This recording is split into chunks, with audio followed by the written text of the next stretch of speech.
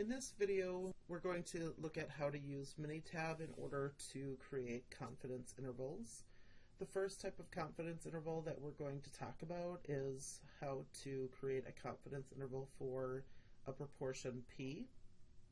When you're doing confidence intervals, you want to go click on Stat up here, and then from there you want to choose Basic Stat, and then you're going to select the distribution that you want to use. For a proportion, we want the one proportion option, and then you'll get this dialog box, one sample proportion. And you could either get information from a worksheet that you've opened, so that would be what's automatically in there, or if you click on that box, you can use summarized data, and that's what you're going to have to use for this lab. The number of events is the number of successes, and successes, remember, is just whatever it is that you're referring to in your particular problem. So in your lab problem, the first problem that you do is about Mendel's experiment with peas, the green and yellow peas. Just be careful, it tells you how many green peas there were and how many yellow peas there were. The number of events is the number of peas that we're referring to, and we want to create confidence intervals for yellow peas. So this is where the number of yellow peas will go. The number of trials is the total. So you're told how many green and how many yellow. You need to be careful that in the number of trials you're putting the total in there of both the yellow and the green peas. For right now, we won't be needing to check this perform hypothesis test box. We will do that at another time, but for right now we're just doing confidence intervals, so we don't need to worry about that. You want to click on this button for options, and in there you want to pick your confidence level. Most of ours are 95%. For the first problem, though, you'll need to change this to whatever it says. So the first one is for a 99.5, and then you'll do a 99 and a 98 and so on.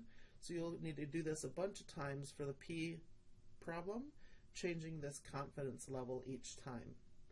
You want to leave this alternative hypothesis box where it is, and then for the one sample proportion, make sure that you change the method to the normal approximation. So that is what our textbook does, and so that's what we need to change that to.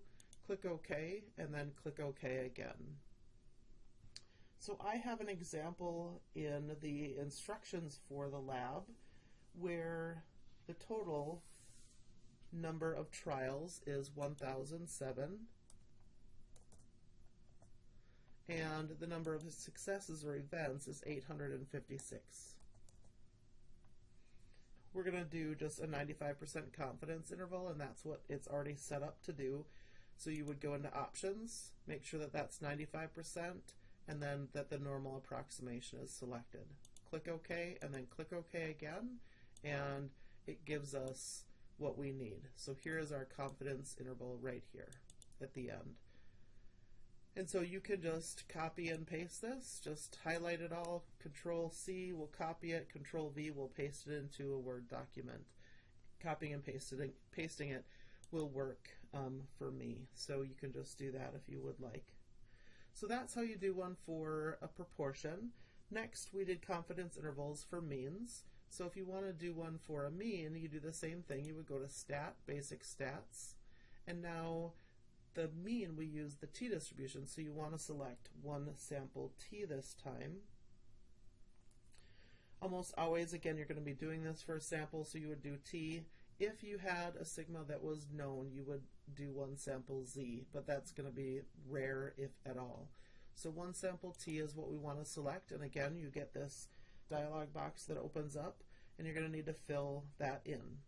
So one or more samples each in a column, so that's oftentimes what you'll use. If you happen to have summary data, then you would select summary data here.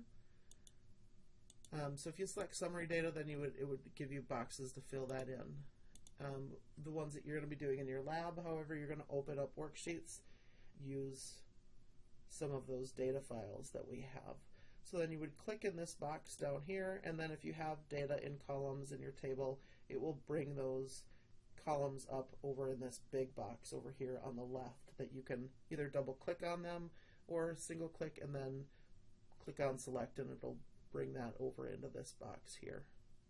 Again, you do not need to click this perform hypothesis test box right now because we're just doing confidence intervals.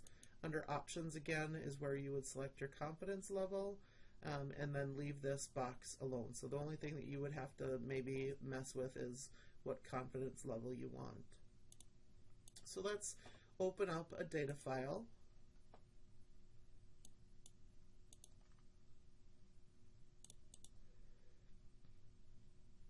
And we'll just open up the COLA one just to show you how this works. Go to Stat, Basic Stat, and we want one sample T, and then I need to pick one of the columns to do this with.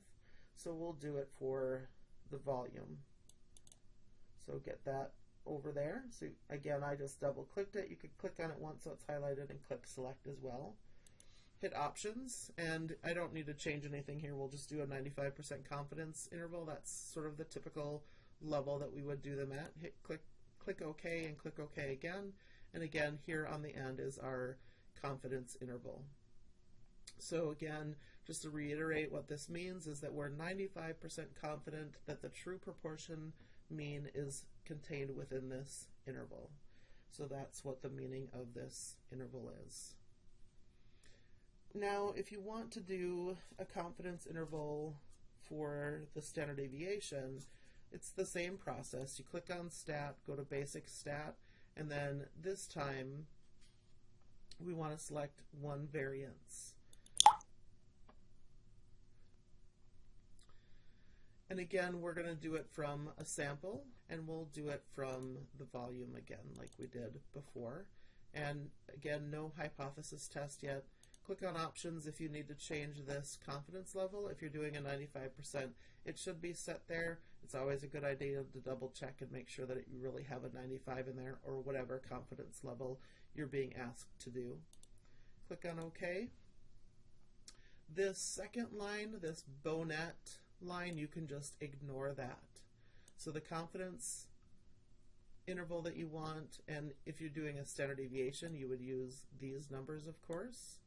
And if you're doing it for a variance, here's the variance numbers. So it gives you both at one time. So that's how you do it. It's pretty easy. I hope you guys are all having a wonderful day, and let me know if you have any questions.